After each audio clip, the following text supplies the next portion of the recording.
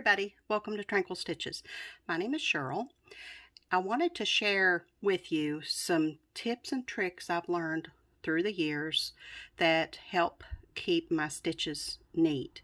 I get a lot of comments from stitchers who say my stitches are very neat and they're really pretty, but that came from lots of practice, lots of experience. I've been stitching over 30 years, so just like with anything else, you have to practice, you have to develop little tricks that help you along the way, and that's kind of what I've done over the years. My stitching comes naturally now. Any of these little tips and tricks just come naturally. I'm automatically thinking of them. I don't even realize I'm doing it. If you've ever played pool,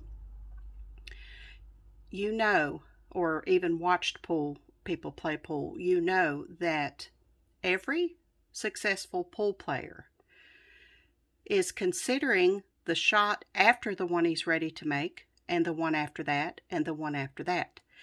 He's setting himself up on the pool table where he needs to be for the next shot as he's finishing up the shot he's on.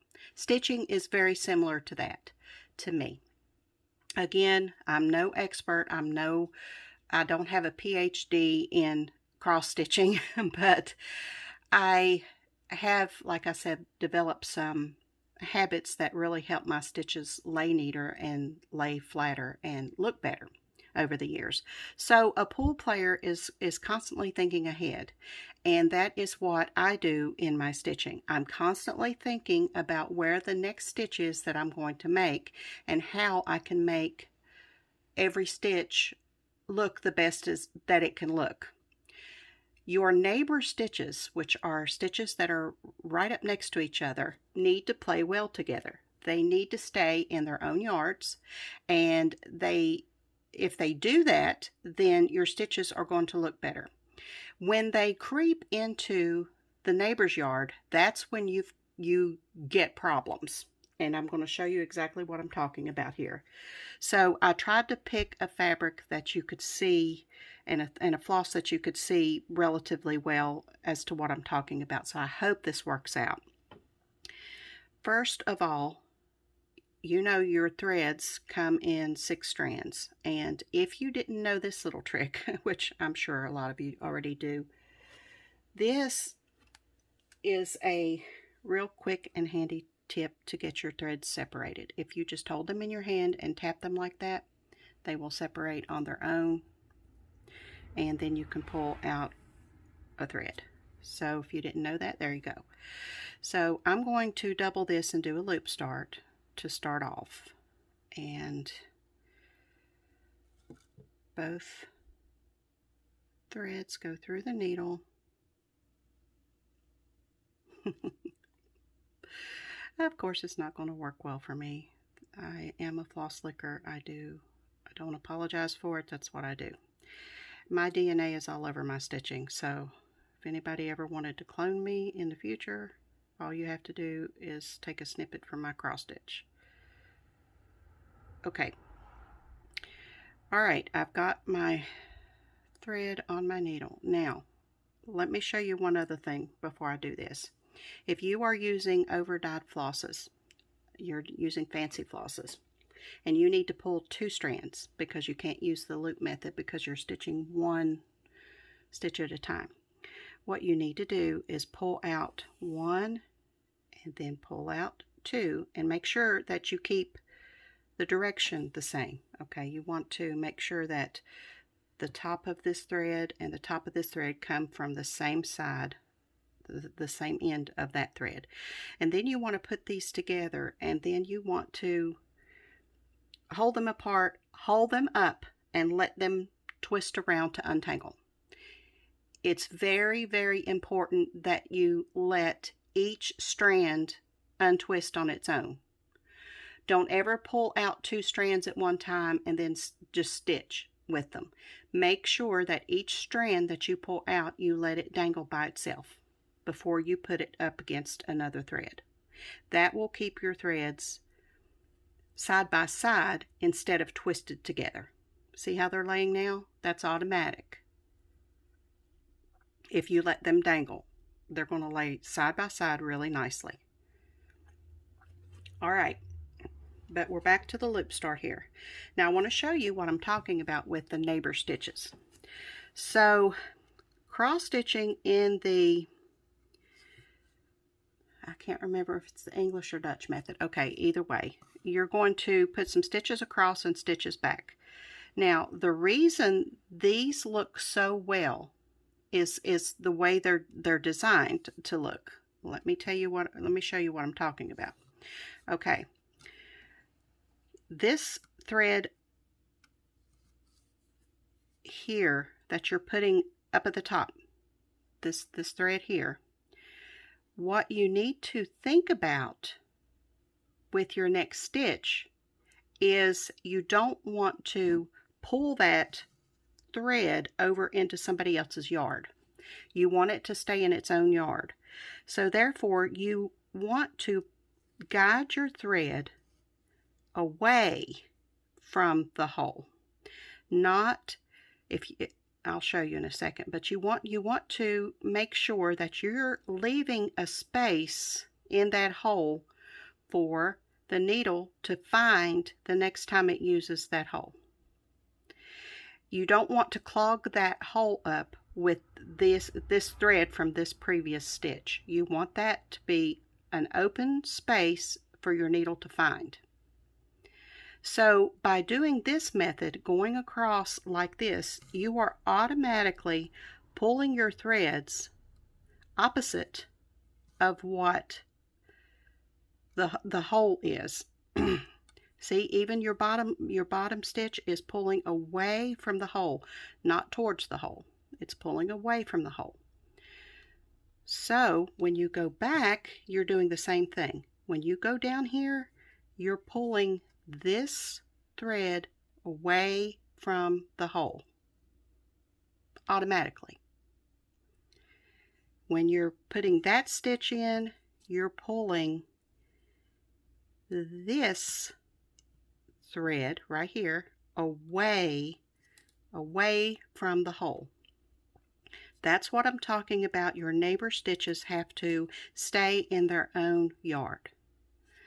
Okay, and another tip is to, if you feel like when you're pulling your thread up, right now it's still very straight.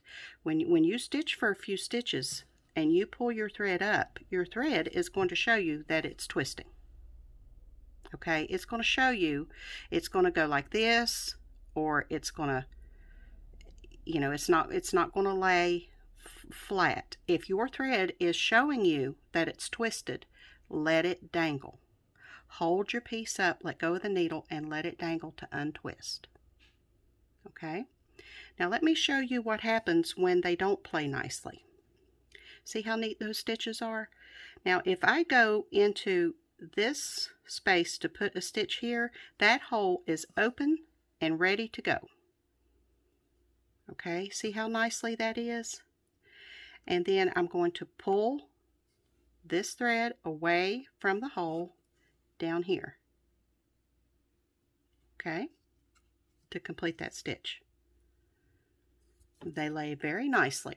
This fabric is very big, and I would probably use 3 strands on this, but I wanted it to be big to show you, so don't pay any attention to the coverage. Now, we just finished right here, right? Now, I need to come over here.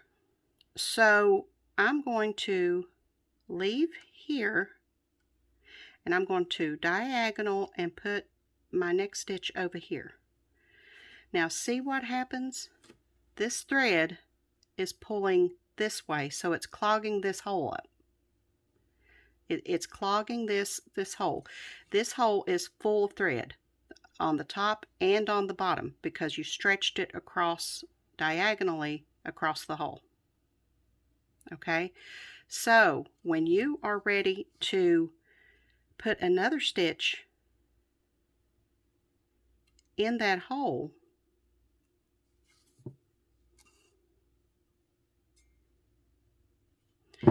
you are going to split that thread. 9 times out of 10, you're going to split that thread.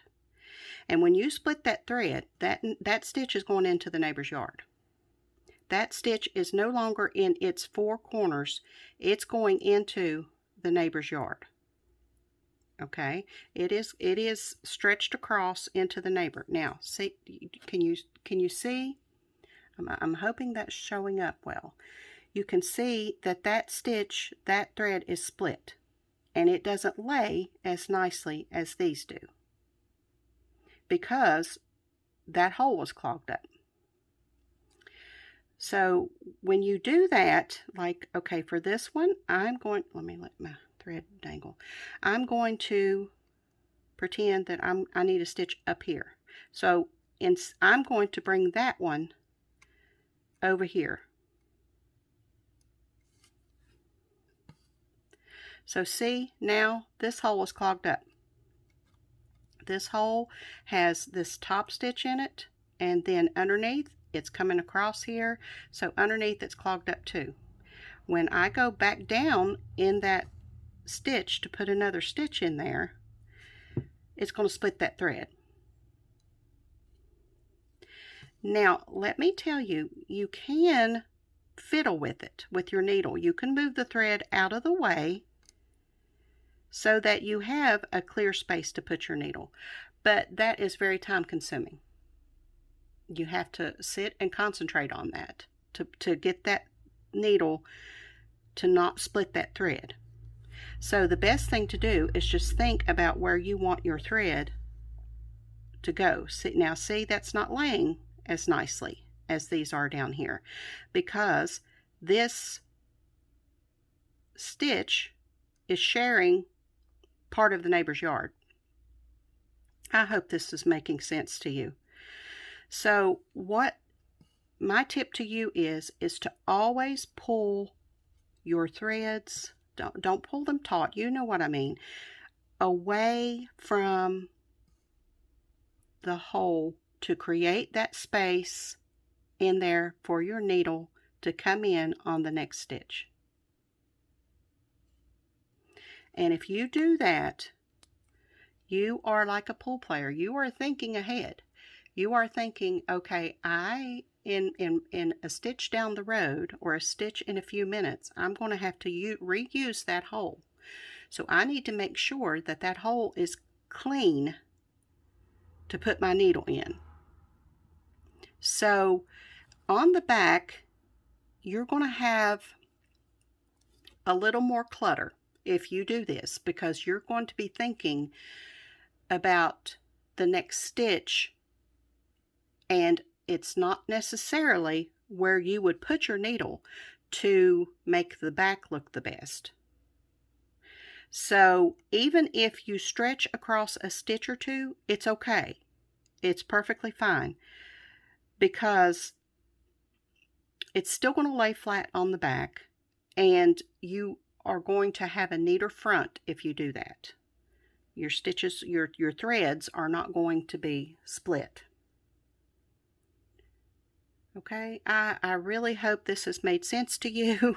I hope that helps you in your stitching, and the only thing that I can tell you is to practice. Just practice. You know, start thinking ahead about where your stitches need to be next, and just practice. And like I said, over time, and the more experience you get, the more you're going to be doing this subconsciously. You're not even going to think about it. I don't even think about it anymore. I just know that I have to leave if I'm doing and even if there aren't neighbor stitches, it still looks better, because if you drag, let me show you this. If you have a linen like this that's very see-through, and you drag, let's see, where am I? Here. If I want to start a stitch up here, and I've dragged that thread all the way up here, you want to avoid putting the thread along the holes on the back, because see, you can see that thread on the back. What you want to do instead, if I want to put a stitch in that hole, I'm going to come up here and come down so that that thread is diagonal instead of straight up through those holes. You can still see it, but not as bad.